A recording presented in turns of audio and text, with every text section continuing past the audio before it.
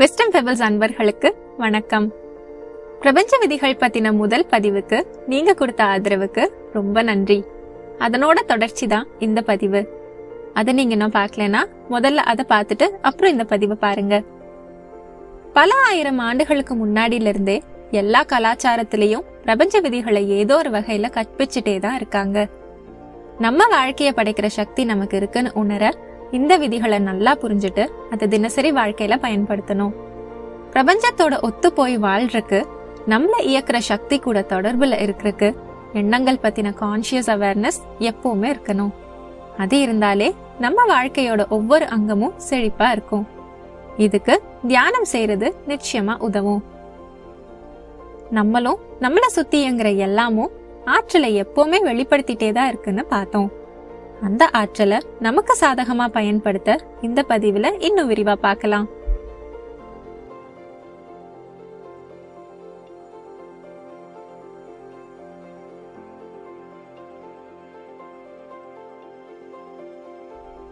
மீதமுள்ள 6 விதிகள் இதோ. The law of attraction, நம்ம எல்லாரையும் ஈர்த்த ஈர்ப்பு விதி. ஒரே ஃப்ரீக்வன்சில இருக்க வைப்ரேஷன்ஸ் தான் ஈர்க்கப்படுதுன்னு இந்த விதி சொல்லுது. அது ஹை ஃப்ரீக்வன்சியா இருந்தாலும் சரி, லோ ஃப்ரீக்வன்சியா இருந்தாலும் சரி. மனசார உணர்வு பூர்வமா ஒரு விஷயம் வேணும்னு நினைக்கிறப்போ இந்த யூனிவர்ஸ் நம்ம கிட்ட அதை ஈர்த்து கொண்டு வந்து சேர்க்கும். சாத்தியமே இல்லைன்னு நினைக்கிறது கூட எளிதா நடக்க வாய்ப்பு பிறக்கும். நம்ம நினைக்கிற ஒரு விஷயத்த இந்த உலகத்துல நம்மால மேனிஃபெஸ்ட் பண்ண முடியும்னு பலருக்கு நம்பிக்கை கொடுத்த இந்த விதி ஒரு சில விஷயங்கள்ல கை கொடுக்காம போகிறதுக்கு காரணம் நம்ம மனசுதான். நம்ம கனவை பத்தின நேர்மறையான எண்ணங்கள் இருக்கிறது முக்கியம்தான். ஆனா அதையும் தாண்டி ஆழ்மனசு அளவுல உங்க எண்ணங்கள் எப்படி இருக்குங்கிறதும் முக்கியம். ஒரு நாளுக்கு சராசரியா 6000 இருந்து 60000 எண்ணங்கள் வரை நமக்கு தோணுமா? அதுல 80% நெகட்டிவ் தாட்ஸா தான் இருக்கும். அதுவும் மோஸ்ட்லி நமக்கு தெரியாமையே தான் இருக்கும்னு நேஷனல் சயின்ஸ் ஃபவுண்டேஷன் சொல்லுது. கனவை பத்தின ஒரு தாட்டை மட்டும் பாசிட்டிவா வச்சுட்டு பாக்கி இருக்க எல்லா தாட்ஸையும் நெகட்டிவா வச்சிருந்தா எப்படி நல்லது மட்டும் இருக்க முடியும்? எந்த எண்ண ஓட்டத்துக்கு வைப்ரேஷனல் ஃப்ரீக்வன்சி ஜாஸ்தி இருக்கோ அந்த ரியாலிட்டியை தானே நம்ம ஈர்ப்போம்.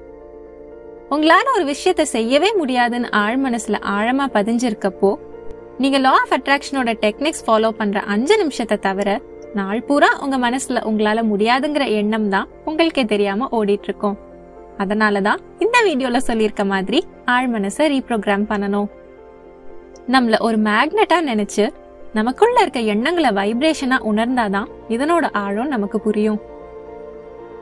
நம்ம கிட்ட தோன்ற ஒவ்வொரு எண்ணத்துக்கும் ஒரு ரியாலிட்டி உருவாது. இதுக்கு முன்னாடி சொன்ன 6 விதிகளையும் சேர்த்து யோசிச்சு பாத்தீங்கன்னா உங்களாலேயே டாட்ஸ் கனெக்ட் பண்ணிக்க முடியும். நம்மள பத்தின எண்ணங்கள் மட்டும் லா ஆஃப் அட்ராக்ஷன் மூலமா நமக்கு திரும்ப வராது. மத்தவங்கள பத்தி என்ன நினைக்கிறோம், மத்தவங்க கிட்ட என்ன பேசுறோங்கிறதும் நமக்கு தான் திரும்ப வரும்.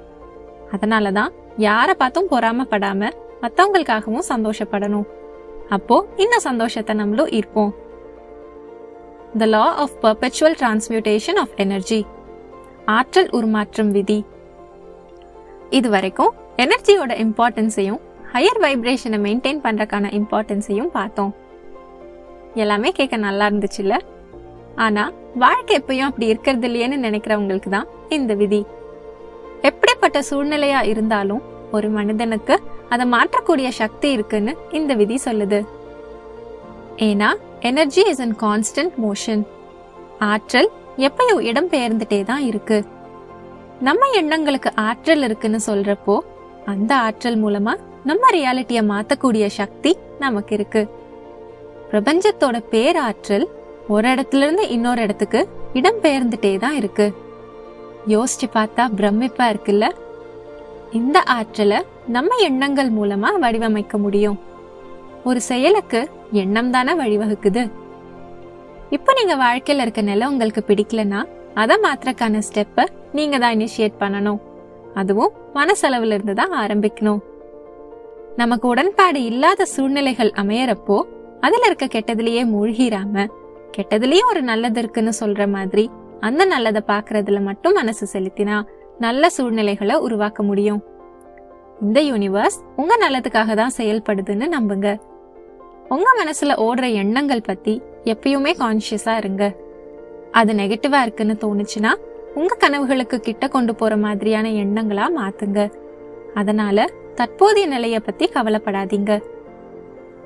நமக்குள்ள இருக்க ஆற்றலையும் நம்மள சுத்தி இருக்க ஆற்றலையும் நமக்கு வேணுங்கிற மாதிரி எந்த சூழ்நிலையிலையும் நம்மளால அமைச்சுக்க முடியும். ஏன்னா மாற்றம் ஒன்றே மாறாதது. The law of relativity, சார்பியல் விதி. இந்த உலகத்துல இருக்க ஒவ்வொரு மனுஷனுக்கும் வாழ்க்கையில வெவ்வேறு பிரச்சனைகள் வரும்.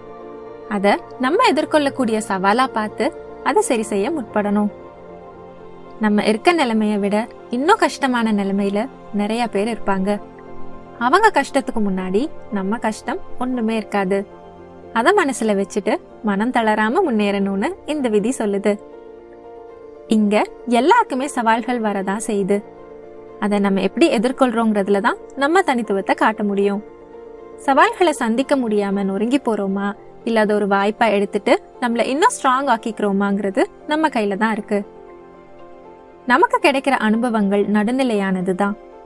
அது நல்லதா கெட்டதாங்கிறது நம்ம கண்ணோட்டத்துல தான் இருக்கு.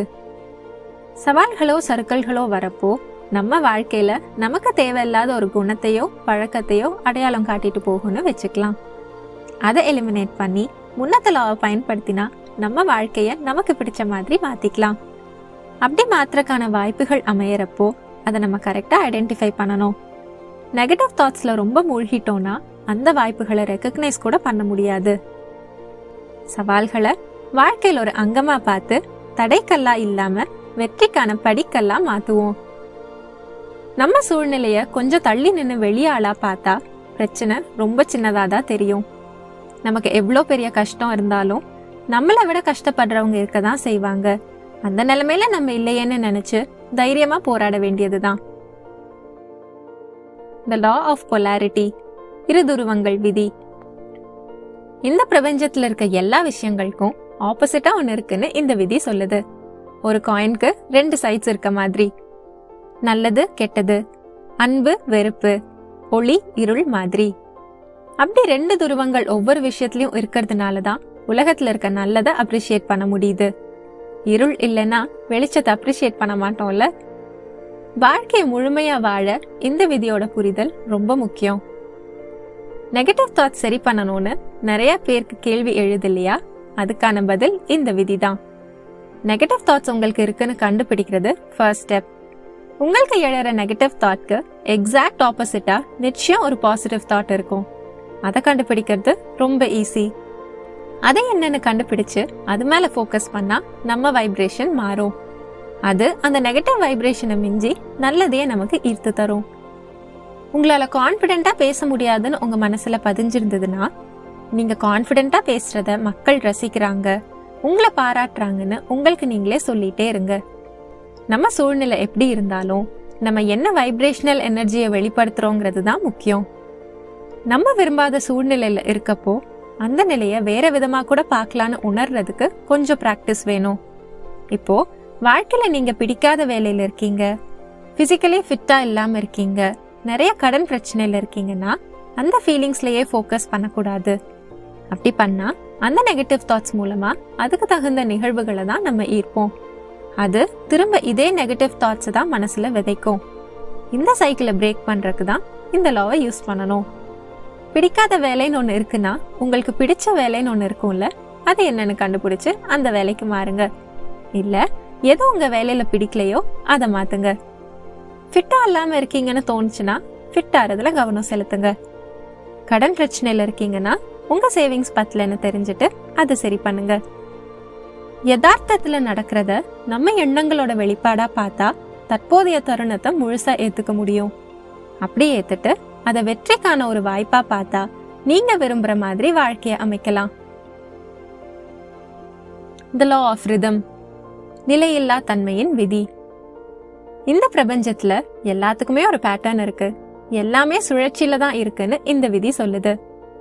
பூமி சூரியனை சுத்தி வரது, சந்திரன் பூமியை சுத்தி வரது, காலை மாலை மாறி மாறி வரது, ஒரு ஆண்டு முழுவதும் பருவங்கள் மாறி மாறி வரது. அத மாதிரி வாழ்க்கை முழுமையா இருக்க ஏற்றத்தாழ்வு மாறி மாறி தான் வரும். அது ஒரு பேட்டர்ன் தான். நம்ம எண்ணங்கள் உணர்ச்சிகள் எப்பவுமே மாறிட்டே தான் இருக்கும். நம்ம சோகமா இருக்கப்போ அந்த நேரம் ரொம்ப நீளமா இருக்க மாதிரி இருக்கும். இனிமே எப்பவுமே இதே மாதிரி தான் இருந்துருவோமாங்கிற பயம் ஏற்படும். அந்த டைம்ல இதுவும் கடந்து போகும்னு ஞாபகப்படுத்திட்டே இருங்க. அதுவே உங்க வைப்ரேஷன்ஸை மாத்தும். அதே மாதிரி சந்தோஷமா இருக்க நேரமும் எப்பயுமே நிலையானது இல்லைங்கிறது நினைவில் இருக்கட்டும். அதனாலதான் எல்லா விஷயத்துக்கும் நன்றி உணர்வோட இருக்கணும். ஏற்றம் வரப்போ நம்மளால முடிஞ்ச பெஸ்ட்டை கொடுக்கணும். தாழ்வு வரப்போ அடுத்தது ஏற்றம் வருங்கிறத உணர்ந்து ஃப்ரஸ்ட்ரேட் ஆகாம நம்ம எண்ணங்களை ஹையர் வைப்ரேஷன்லயே வச்சிருக்கணும். இந்த சுழற்சிய நம்மளால கண்ட்ரோல் பண்ண முடியாது. ஆனா அது கூட ஒத்து போக கத்துக்கலாம். அது கூட ஒத்து போய் மனசளவுல தளராம நம்பிக்கையோடையும் பொறுமையோடையும் இருந்தா லா ஆஃப் அட்ராக்ஷன் மூலமா ரியாலிட்டியும் கொஞ்சம் கொஞ்சமா மாற வழி பிறக்கும். எதுவுமே இந்த வாழ்க்கையில நிரந்தரம் இல்லை இல்லையா? சூழல் எப்படி அமைஞ்சாலும் அதுக்கு நம்ம நியூட்ரலா ரெஸ்பாண்ட் பண்ணி எல்லாமே சரியாயிரும்னு நம்பணும். வாழ்க்கையில எதுவுமே தற்செயலாம் நடக்கிறது இல்ல. ஒவ்வொரு பருவத்துக்கும் ஒரு காரணம் இருக்க மாதிரி ஏற்றத்தாழ்வுக்கும் காரணம் இருக்கு. அந்த காரணம் உங்க எண்ணம், உங்க நோக்கத்தை பொறுத்து இருக்கு. The law of gender, பாலினம் விதி. இந்த பிரபஞ்சத்துல நாம் உட்பட எல்லாத்துலயுமே ஆண்பால் ஆற்றல் பெண்பால் ஆற்றல் இருக்கணும். ஒரு புது விஷயம் உருவாக இந்த 2 ஆற்றலுமே அவசியம்னு இந்த விதி சொல்லுது. ஒரு உயிர் உருவாக ஆணும் பெண்ணும் அவசியங்கிற மாதிரி ஒரு ஐடியால இருந்து நீங்க விரும்புற அவுட்கமை கொண்டு வரக்கு நமக்குள்ள இருக்க ஆண்பால் ஆற்றலும் பெண்பால் ஆற்றலும் தேவை. சீன கலாச்சாரத்துல இததான் சிம்பாலிக்கா இப்படி சொல்றாங்க. நம்ம இதை பார்த்திருப்போம், ஆனா அர்த்தம் தெரிஞ்சிருக்காது. ஒரு விஷயத்துக்கு 2 ஆற்றலுடைய பேலன்ஸுமே தேவை. டிசிப்ளின்டா இருக்கிறது, ஆக்ஷன் ஓரியன்டா இருக்கிறது, கான்பிடென்டா இருக்கிறது ஆண்பால் ஆற்றல். இமோஷனலா இருக்கிறது, கிரியேட்டிவா இருக்கிறது, உள்ளுணர்வோட இருக்கிறது பெண்பால் ஆற்றல். ஒரு மனுஷனுக்குள்ள இந்த 2 ஆற்றலுடைய பேலன்ஸுமே இருந்தாதான் நம்ம சிறந்த படைப்பாளியா இருக்க முடியும். அதே மாதிரி நம்ம கனவுக்கான உழைப்பு போட்டுட்டு இருக்க நேரத்துல அது வெற்றிக்கனியா வெளிப்பட அதுக்கான நேரம் எடுத்துக்கும். அந்த நேரத்துல மனோதிடம், பொறுமை, நம்பிக்கை ரொம்ப முக்கியம். ஒரு குழந்தை உருவாகி உலகத்துக்கு வர 10 மாசம் பொறுக்கணும் இல்லையா? அதே மாதிரிதான் ஒவ்வொரு கனவுக்கும் கர்ப்ப காலம் இருக்கு. இந்த உலகத்துல படைக்கப்பட்ட எல்லாமே ஆண்பால் பெண்பால் ஆற்றலுடைய கோஎக்ஸிஸ்டன்ஸ்னால முதல்ல ஒரு எண்ணமா தோன்றி ஒரு காலத்துக்கு அப்புறம் யதார்த்தத்துக்கு வந்ததுதாங்கிறது ஞாபகம் வச்சு நம்ம எண்ணங்களை மேனிஃபெஸ்ட் பண்ணணும். பிரபஞ்சத்தை இயக்கிற 12 விதிகளையும் பார்த்தோம். எல்லா விதியும் அழுத்தமா சொல்ற ஒரே விஷயம் எல்லா சூழல்லையும் நம்ம எண்ணங்களை உயர்வா வைக்க சொல்லிதான். அதை பண்ணாலே நம்ம விரும்புற ரியாலிட்டி அமைய ஆரம்பிக்கும். நம்ம உணர்ந்தாலும் உணரலைனாலும் நம்மளை சுத்தி நடக்கிற எல்லாமே இந்த விதிகள் அடிப்படையில தான் இருக்கு. அப்போ இதெல்லாம் புரிஞ்சு இதுக்கு ஒத்து போய் வாழ்ந்தா நம்ம வாழ்க்கை நிச்சயம் அர்த்தமுள்ளதா தான் இருக்கும். அந்த அர்த்தத்தின் மூலமா இந்த உலகத்தை அழகான இடம் ஆக்கலாம். எந்த நேரத்திலையும் தன்னம்பிக்கையை இழக்காதீங்க. வாழ்க்கை வாழ்வதற்கே. இந்த பிரபஞ்சம் உங்களுக்காக தான் செயல்படுதுன்னு முழுசா நம்புங்க. வாழ்க்கையை எப்படி வேணாலும் வாழலான்ட்டு இல்லாம இப்படிதான் வாழணும்னு ஒரு எடுத்துக்காட்டா இருப்போமா? இந்த வீடியோ பிடிச்சிருந்தா லைக் பண்ணுங்க. உங்க வாழ்க்கையை புரிதலோட வாழணும்னு நினைச்சா விஸ்டம் பெபிள்ஸ் சேனலுக்கு சப்ஸ்கிரைப் பண்ணி பெல் ஐக்கனை பிரஸ் பண்ணுங்க. அப்போதான் நாங்க போடுற வீடியோஸ் உடனுக்குடன் உங்களுக்கு வரும். இந்த 12 விதிகள் பத்தி நீங்க என்ன நினைக்கிறீங்கன்னு என் கூட கமெண்ட் செக்ஷன்ல ஷேர் பண்ணுங்க. பிரபஞ்ச விதிகள் பத்தி தெரிஞ்சுக்கணும்னு நினைக்கிறவங்க கூட இந்த வீடியோவை ஷேர் பண்ணுங்க. நன்றி.